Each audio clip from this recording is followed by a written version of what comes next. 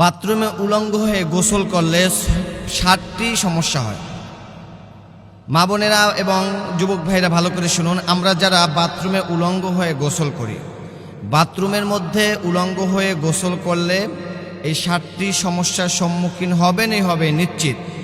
1 নম্বরে যে সমস্যাটা হবে সেটি হচ্ছে আপনার আস্তে আস্তে করে ঈমান কমে যাবে, ঈমান দুর্বল হয়ে যাবে, ঈমানের দুর্ভিক্ষ দেখা দিবে। এজন্য বাথরুমের মধ্যে আমরা অবশ্যই কিন্তু কেউ উলঙ্গ হয়ে গোসল করব না। 2 নম্বর যে ক্ষতি হয়, ফেরেশতারা দুঃখ প্রকাশ করতে থাকে।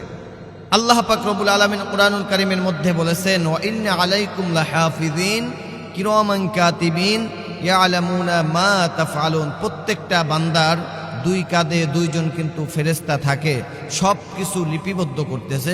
সুতরাং যখন আপনি বাথরুমের মধ্যে উলঙ্গ অবস্থায়, একবারে বেহাল অবস্থায় যখন আপনি গোসল করবেন, এমত অবস্থায় এই যে 2 কাঁধে 2 ফেরেশতা, এরা দুঃখ প্রকাশ করতে থাকে আপনাকে নিয়ে।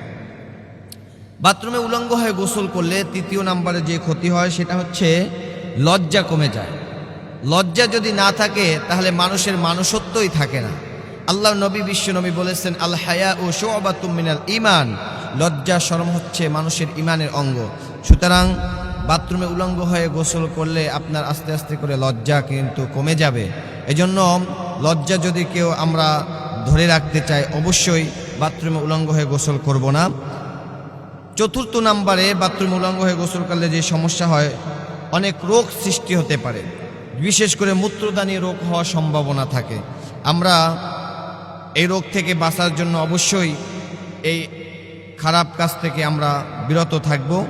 5 নম্বরে হচ্ছে এই আপত্তি যেই ক্ষতিটা হয়, বাথরুমে উলঙ্গ হয়ে গোসল করলে 5 নম্বরে যে ক্ষতিটা হয় সেটি হচ্ছে এই আপত্তিকর অবস্থায় যদি মানুষ মারা যায়, আপনি যদি ইন্তেকাল করেন বাথরুমে বসে, ওমা তাদরি নাফসুম মাযা তাকসিবু গাদা, মানুষ কোথায়, কোন অবস্থায়, কোন হালতে, কোন জায়গায় মারা যাবে সে নিজেও জানে না।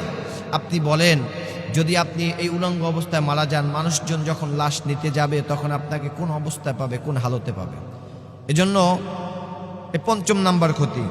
6 নম্বরে যে ক্ষতি হয়, ওই বান্দার জিন্দিগিটা, টোটাল জিন্দিগিটাই হতাশাগ্রস্ত অবস্থায় জীবনযাপন করতে হয়। এটা হচ্ছে 6 নম্বর ক্ষতি।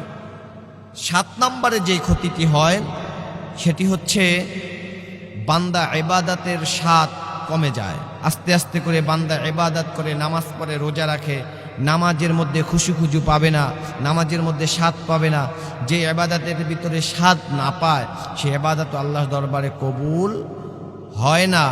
এজন্য সম্মানিত উপস্থিতি, আল্লাহ যেহেতু আমাদেরকে সৃষ্টি করেছেন, ওয়ামা খালাকাতুল জিন্না ওয়াল ইনসা ইল্লা লিয়াবুদুন, আল্লাহর ইবাদত বন্দেগী করার জন্য যেহেতু আমাদেরকে সৃষ্টি করা হয়েছে, সুতরাং ইবাদতের মধ্যে যদি আমরা স্বাদ না পাই, মজা না পাই, ওই ইবাদতের জন্য সামনে আবার আগ্রহ তৈরিও হয় না বন্দেগী করার জন্য, ইবাদত করার জন্য। সুতরাং আমরা এই 6টা ক্ষতি থেকে বাঁচার জন্য, এই 7টা ক্ষতি থেকে বাঁচার জন্য অবশ্যই বাথরুমে উলঙ্গ হয়ে গোসল না করব অবশ্যই আমরা। আল্লাহ পাক রব্বুল আলামিন আমাদের সকলকে কবুল করুন।